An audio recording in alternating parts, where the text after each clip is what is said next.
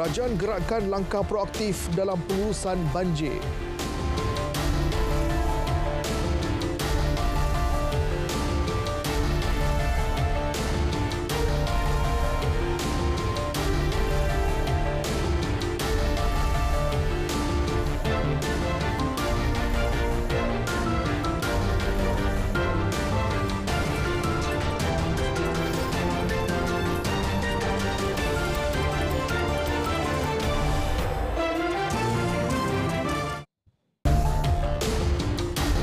Salam sejahtera dan salam perpaduan. Anda bersama saya Muhammad Nasami, berita tengah malam. Jabatan Kerajaan diarah merangka kaedah bersesuaian bagi pelaksanaan subsidi bersasar. Perdana Menteri Datuk Seri Anwar Ibrahim berkata, kaedah tersebut perlu mengambil kira kepentingan pengguna dan industri. Dalam kenyataan yang dikeluarkan selepas mempengerusikan mesyuarat Majlis Tindakan Sara Hidup Nakul, beliau berkata negara pada masa sama perlu menyalurkan semula subsidi pukal yang turut dinikmati golongan kaya dan konglomerat. Ini bagi membantu kumpulan B40, M40 dan peniaga kecil yang terkesan peningkatan kos sara hidup. Perdana Menteri memberi contoh Tenaga Nasional Berhad TNB yang mempunyai hampir 10 juta pengguna. Tetapi 10% daripada angka itu iaitu 1 juta pengguna yang meliputi kumpulan konglomerat menikmati lebih daripada 50% subsidi elektrik.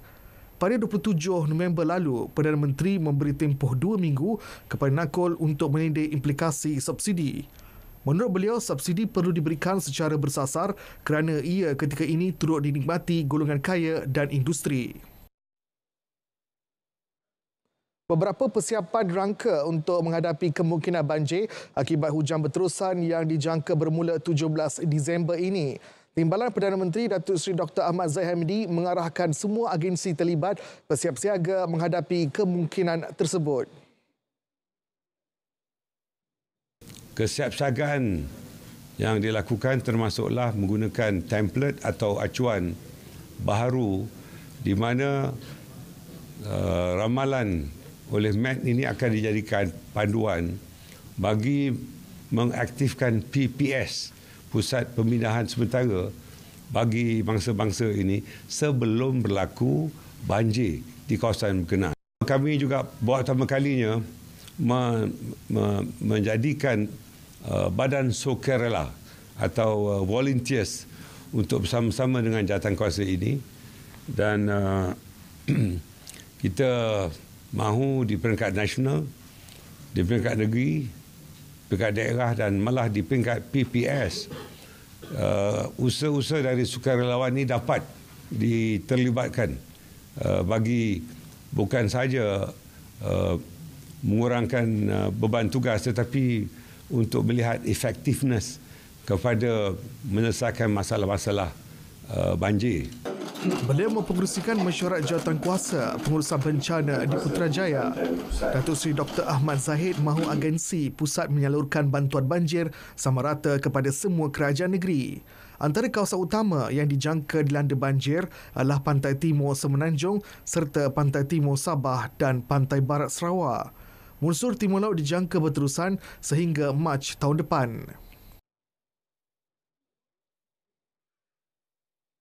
Semua negeri yang terkesan monsun Timur Laut sejak awal bulan lalu telah dapat diurus dengan baik. Menteri di Jabatan Perdana Menteri Datuk Armizan Muhammad Ali berharap momentum ini akan berterusan memandangkan negara baru saja melalui luruan monsun yang pertama daripada jangkaan 6 episod luruan yang diramal Met Malaysia. Nadma katanya telah menyelaras arahan agar semua jawatankuasa pengurusan bencana negeri dan daerah memastikan kesiapsiagaan semua pihak berpandukan prosedur operasi standard ditetapkan. Ini termasuk pengurusan jentera petugas, aset dan logistik. Angkatan Pertahanan Awam APM merupakan sekretariat bagi kedua-dua jawatankuasa tersebut. Data terperinci termasuk senarai nama penduduk yang memerlukan perhatian khusus seperti OKU, warga emas dan wanita hamil sentiasa dikemaskini bagi membantu kelancaran proses pemindahan penduduk terjejas banjir. Seramai 2,721 penduduk terjejas banjir direkodkan di 5 negeri setakat pukul 11.30 malam tadi. Ia melibatkan Pahang, Terengganu, Kelantan, Perak dan Johor. Kelantan mencatatkan jumlah tertinggi dengan lebih 2,000 penduduk terjejas ditempatkan di 7 PPS di Pasir Mas, manakala di Terengganu dan Pahang pula mencatatkan penurunan.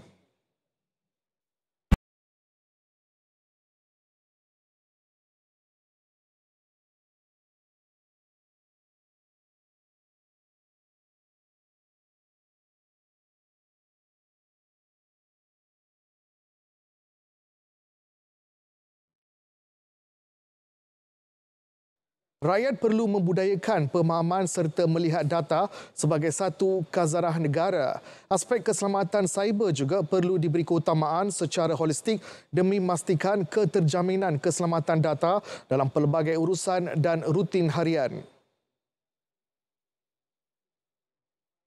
Dalam banyak ekonomi digital, data memainkan peranan yang sangat penting.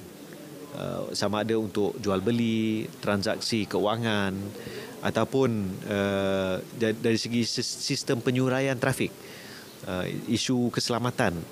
Data memainkan peranan yang sangat penting dalam semua bidang.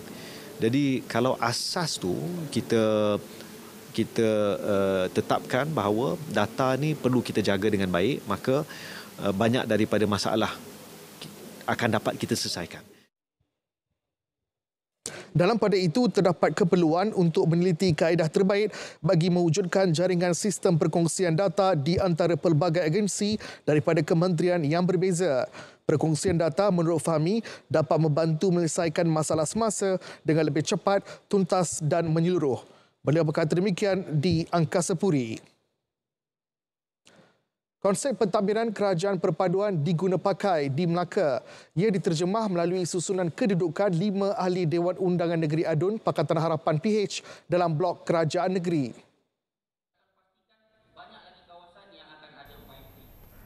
Pengurusi PH Melaka Adli Zahari berkata, keputusan dibuat selepas perbincangan bersama kerajaan negeri diketuai Ketua Menteri Datuk Seri Sulaiman Mat Ali. Jadi semangat yang sama juga dibawa ke negeri Melaka, di mana kerajaan ini adalah kerajaan perpaduan. Dengan harapan kita, memanglah dalam tempoh yang singkat itu banyak penarifan yang kita sendiri buat, tapi saya yakin bahawa hasrat kita hanya satu, kita mahu memastikan bahawa kerajaan ini stabil dan dalam masa yang sama kita boleh merangka dan merancang untuk tempoh 4 hingga 5 tahun akan datang. Beliau yang juga bekas Ketua Pembangkang Melaka ditemui pada persidangan keempat bajet penggal pertama Dewan Undangan Negeri Melaka ke-15 di Sri Negeri Aikro.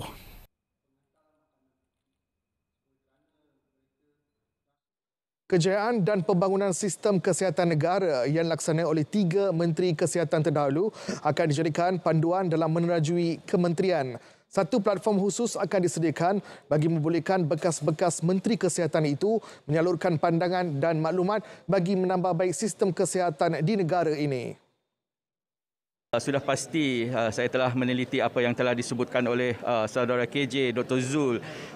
Apa yang perlu dilakukan adalah dengan melakukan apa yang telah tersedia, dan saya akan memastikan Yang Berhormat Menteri akan meneliti dan kami dalam proses untuk mendapatkan ruang untuk memahami semua konteks-konteks yang telah diperolehi dalam white paper, dan seperti apa yang telah pengalaman yang disebut oleh Tan Sri Subramaniam ketika mengetuai kementerian, sudah pasti akan saya guna pakai untuk sepanjang tempoh penggal ini untuk memperbaiki, menambah baik dan juga untuk memberikan satu perkhidmatan kesihatan yang berkesan kepada rakyat. Kesemua mereka bersedia untuk membantu, dan saya sebagai Timbalan Menteri akan mengusahakan agar kesemua pandangan-pandangan ini diterima pakai, dan kita akan menyediakan satu platform khusus. The engagement must be ongoing dan kita kena lakukan dengan segera yang mungkin. Beliau ditemui selepas pelancaran Hari Perlindungan Kesihatan Sejagat Malaysia 2022 di Ibu Negara.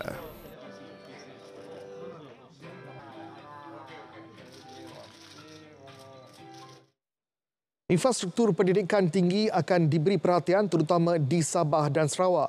Menurut Timbalan Menteri Pendidikan Tinggi Datuk Muhammad Yusof Abdal, perhatian yang sama, rata dan seimbang perlu diberikan seperti mana diterima di negeri di Semenanjung. Ia bagi mencapai matlamat kementerian untuk memperkasa pendidikan di peringkat tinggi universiti sama ada di institusi pengajian tinggi awam atau swasta. Bagi perhatian sama rata kepada semua lah, ya, terutamanya infra ni. Sebab when you talk about development, the infra must be there. Otherwise, ya, kalau kita hanya buat satu dasar tetapi infranya tu tak begitu memuaskan, tentunya perjalanan dia untuk mencapai matlamat tu tak tercapai lah dengan baik. So we should provide the same facility that provide, terutamanya di kawasan seperti urban di tanah Semenanjung ini, seperti yang kita dapat di Selangor ataupun di Kuala Lumpur ni, bagilah kepada Sabah dan Sarawak juga, supaya pendidikan ini akan boleh membentuk sebuah negara yang kita impikan. Datuk Muhammad Yusof bercakap kepada media selepas memulakan tugas rasminya di Putrajaya.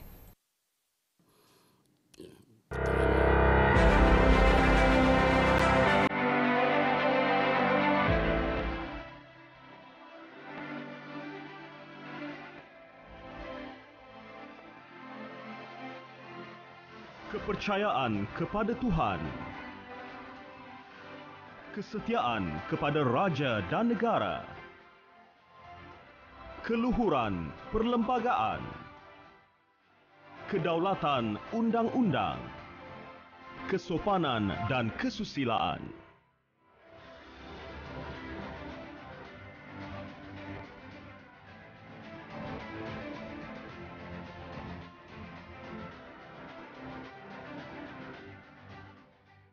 Baik, Akta Suruhanjaya Bebas Tata Kelakuan Polis IPCCC akan dikuatkuasakan mulai Jun tahun hadapan. Menteri Dalam Negeri Datuk Seri Saifuddin Nasution Ismail memaklumkan tarikh penguatkuasaan akta itu telah dibincangkan bersama Ketua Setiausaha Kementerian Datuk Seri Wan Ahmad Dahlan Abdul Aziz. Datuk Wan semalam kita bincang bulan berapa akan kuat kuasa? Bulan 6 ni akan buka kuasa. Beliau berkata demikian dalam sidang media sempena lawatan kerja ke Bukit Aman. Pada Julai lalu, Dewan Rakyat meluluskan Rang Undang-Undang IPCC 2020 bagi mempertingkatkan integriti pasukan PDRM. Ia juga bagi mengurangkan salah laku dalam kalangan anggota polis dan meningkatkan keyakinan orang ramai terhadap pasukan polis. IPCC memberi kuasa penubuhan satu badan untuk melaksanakan siasatan. Manakala tindakan dan hukuman tata tertib masih dikekalkan dengan Suruhanjaya Pasukan Polis SPP mengikut peruntukan sedia ada di dalam perkara 140 Perlembagaan Persekutuan. Sindiket Penghidupan Pendatang Asing Tanpa Izin Parti yang turut membabitkan 2 kaki tangan Jabatan Imigresen tumpas. Mereka antara 5 individu yang ditahan di KLIA 2, termasuk 2 parti wanita warga Indonesia dan seorang lelaki Indonesia yang bertindak sebagai ejen. Ketua Pengarah Imigresen Datuk Seri Khairul Zaimi Daud berkata, 2 pegawai imigresen terbabit bersubahat dengan sindiket dan ejen yang menguruskan kemasukan parti tersebut. Modus operandi sindiket adalah ejen akan mengatur kemasukan parti yang disenarai hitam atas kesalahan lampau dengan upah antara RM1,000 hingga RM2,000 bagi setiap parti. Kesemua parti ditahan di bawah Akta Imigresen 1959-1963 dan disiasat di bawah akta sama. Manakala seorang ejen dan 2 pegawai imigresen itu disiasat di bawah Akta Anti Perdagangan Orang dan Anti Penyeludupan Migran 2007. Kesemua warga asing dibawa ke Pejabat Imigresen Putrajaya untuk tindakan lanjut manakala pegawai imigresen terlibat direman 7 hari untuk siasatan. 19 individu ditahan kerana membawa penumpang menerusi perkhidmatan kereta sewa secara haram di KLIA dan KLIA 2. 15 daripadanya menggunakan kenderaan persendirian manakala bakinya teksi. Menurut Ketua Pengarah JPJ, Datuk Zailani Hashim, tangkapan dilakukan menerusi operasi ulat JPJ selama 9 hari bermula 4 Disember lalu. Suspek mengenakan caj tinggi bagi penghantaran pelanggan ke Kuala Lumpur berbanding harga yang ditetapkan. Ya, sebenarnya ada banyak cara. Salah satunya budak lah ni lah. So dia akan iklankan siapa-siapa yang landed aja, dia ada platform dia sendiri.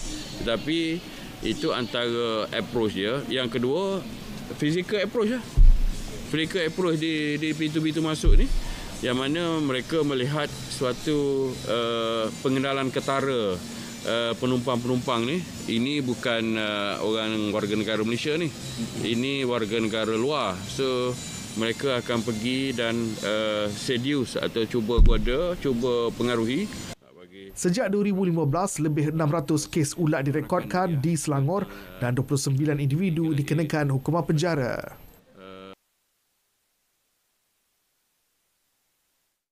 Sepuluh daripada 11 ahli geng Kabali dijatuhkan hukuman penjara 18 bulan selepas dapati bersalah mengikuti kumpulan jenayah terancang 3 tahun lalu. Manakala seorang lagi dikenakan denda RM3,000. Hakim Datuk Azizul Azmi Adnan menetapkan hukuman penjara terhadap 10 tertuduh itu bermula dari tarikh mereka ditangkap pada Disember 2019. Seorang lagi tertuduh yang dikenakan denda dikecualikan pembayarannya dengan mengambil kira tempoh remannya sebelum ini selama 463 hari. Mengikut pertuduhan pilihan, tertuduh didapati menjadi anggota geng Kabali yang merupakan pertubuhan yang menyalahi undang-undang. Kesalahan itu dilakukan antara Februari hingga November 2019 di Jalan Rantau Siliau, Rantau. Geng Kabali disyaki terlibat 65 kes samun di Selangor, Kuala Lumpur dan Negeri Sembilan tumpas apabila polis menahan 19 ahlinya.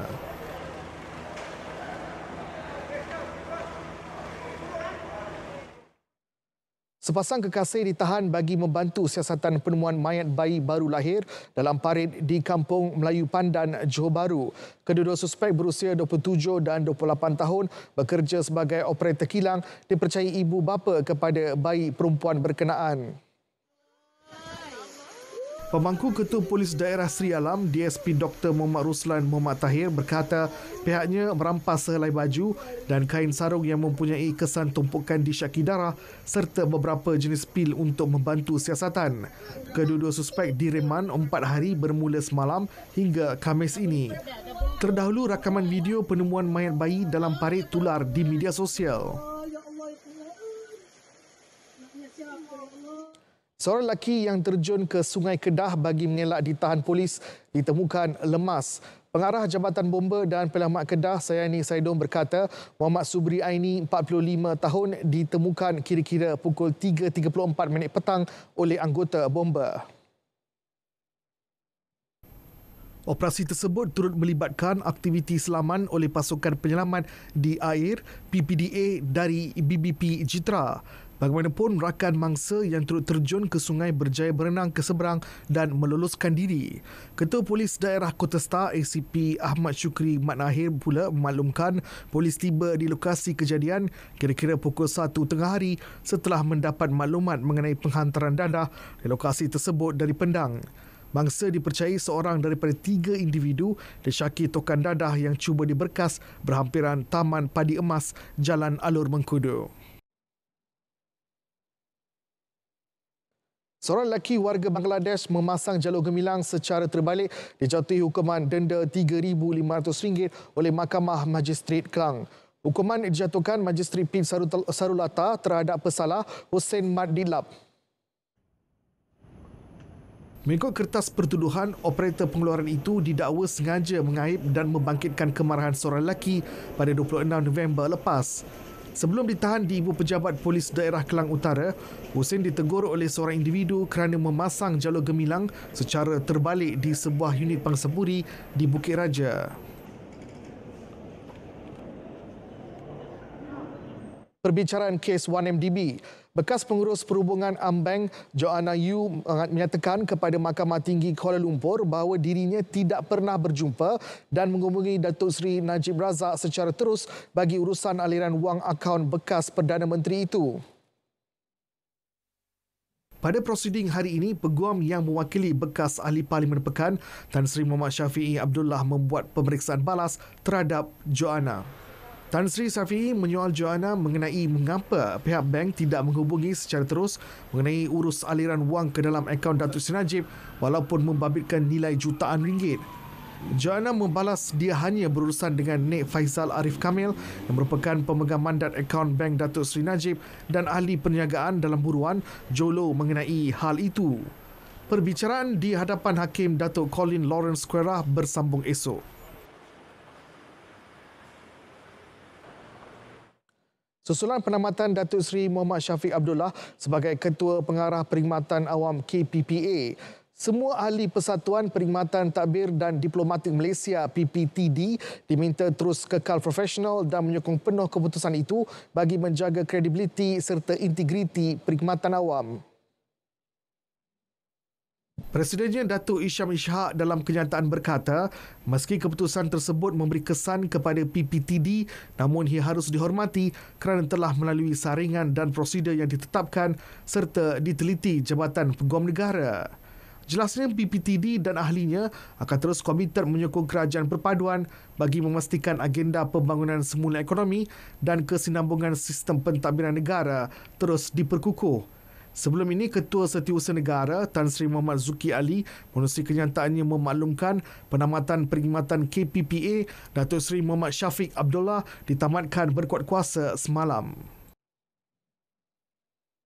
Projek Laluan Rel Pantai Timur ECRL berperanan menstabilkan jalinan hubungan pelabuhan dan pengangkutan di Semenanjung Malaysia. Kuasa Usaha Kedutaan China di Malaysia, Tang Rui berkata ECRL yang merupakan projek terbesar di bawah inisiatif jalur dan laluan memberi manfaat besar kepada kedua-dua negara. Tang Rui percaya China yang ketika ini berada dalam fasa pembangunan baru yakin Malaysia bakal mencatat peningkatan pelaburan kerana kedudukannya yang strategik. The new administration has just established. I understand what the Malaysians they need most is stability, development of economy, and China as a good partner can provide some help or contribution to this country's development. Menurut Tang Rui, ASEAN kini telah mendalui Kesatuan Eropah sebagai rakan dagang terbesar China. Kebolehkesaan projek kereta api berkelajuan tinggi HSR dapat dipertimbangkan semula. Esko Pelaburan, Perdagangan dan Hal Ehwal Pengguna Johor, Lee Ting Han berkata ia bagi mewujudkan limpahan ekonomi khususnya di negeri berkenaan. Projek HSR dilihat mampu melahirkan tenaga mahir baru dan menerima kemasukan syarikat antarabangsa dari Singapura untuk bertapak di Johor. Susulan itu, satu gelembung ekonomi antara Kuala Lumpur dan Singapura boleh terbentuk hasil tempoh masa perjalanan yang singkat. Beliau berkata demikian semasa majlis penutup seminar Belt and Road Initiative Symposium di Universiti Teknologi Malaysia, Johor Bahru.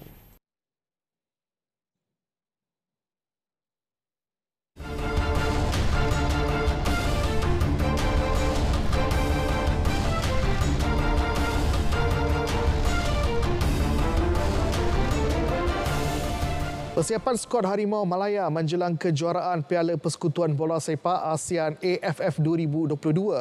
Ketua Jurulatih Kim Banggon tidak akan memandang reputasi pemain dalam liga domestik sebagai kriteria utama pemilihan 23 skuad akhir ke kejohanan tersebut. Sebaliknya, hanya pemain yang mampu bermain mengikut taktikal diinginkan bakal menjadi keutamaan beliau. Menurut Panggon, pasukan kejurulatihan membuat analisis menyeluruh bagi memastikan kesemua 23 pemain akhir mampu menggalas tugas berat. What I want to see mostly I evaluate player characteristics. Tactically, strategically, technically, well adapt our team, and also aggressiveness, wildness, dynamics, smartness, intelligence, all the what we request. Final decision will be according to our tactical approach, not the individual ability approach. Beliau berkata demikian semasa sesi sidang media di Wisma FAM Kelana Jaya. Panggon dijangka mengumumkan senarai akhir 23 pemain selepas perlawanan persahabatan berdepan Maldives malam nanti. Malaysia bakal membuka kempen kumpulan B Piala AFF berdepan Myanmar di Yangon pada 21 Disember.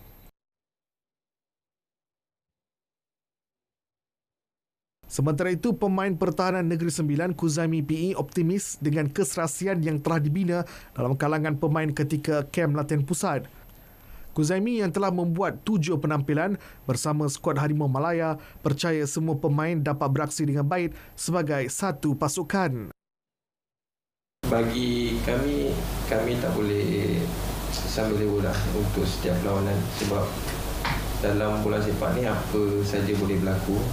Dan kita tak boleh ambil mudah dengan next game besok tentang Maldives.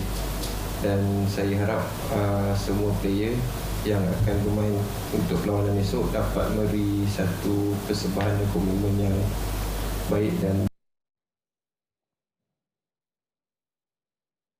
menjelang pertemuan menentang Harimau Malaya, pasukan Maldives menjalani latihan akhir di Padang Bola Sepak Perbadanan Kemajuan Negeri Selangor PKNS di Kelana Jaya siang tadi. Skuad yang dibimbing pengendali kelahiran Itali, Morero Francisco, dilihat menjalani latihan ringan bagi mengekalkan kecergasan. Maldives dijangka akan menurunkan bekas pemain import polis Diraja Malaysia PDRM FC Ali Ashfaq di dalam kesebelasan utama esok.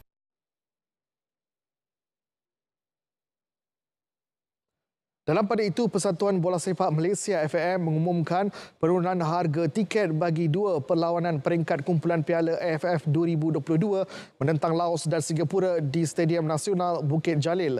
Keputusan itu dibuat atas rasa prihatin dan selepas mengambil kira keluhan penyokong Harimau Malaya serta mendengar pandangan pelbagai pihak. Badan induk itu dalam kenyataannya memaklumkan jawatankuasa tiket dan Stadium FAM membuat keputusan untuk menurunkan harga tiket tempat duduk terbuka kepada RM45. Tempat duduk premium pula diturunkan kepada RM60 dan grandstand diturunkan kepada RM70. Bagaimanapun, harga tiket kanak-kanak kekal pada harga RM10. Bagi penyokong yang telah pun membeli tiket pada harga asal, proses pemulangan untuk amount yang berlebihan akan diuruskan oleh pihak tiket online. FAM berharap dengan penurunan harga tiket ini akan dapat mengurangkan sedikit beban para penyokong untuk ke stadium bagi menyaksikan kedua-dua perlawanan berkenaan. Baik, ini pula Anugerah Bola Sepak Kebangsaan 2022 ABK 22. Ketua Pasukan Kuala Lumpur City KLCT FC Paulo Josue akui tidak menyangka mampu tersenarai antara 3 terbaik bagi kategori pemain import terbaik. Pemain kelahiran Brazil itu menganggap ia sebagai satu penghormatan besar, apatah lagi disenaraikan bersama 2 bintang JDT Bergson Da Silva dan Fernando Forestry. Jose turut mengucapkan terima kasih kepada rakan-rakan sepasukannya yang sentiasa memberi sokongan selain jurulatih yang mencalonkannya. Tambahnya, ini membawa makna yang besar buat dirinya apabila kemampuannya menerima pengiktirafan. Musim ini, Jose telah meledak 8 jaringan dan 10 bantuan gol secara keseluruhan dalam aksi Liga Malaysia.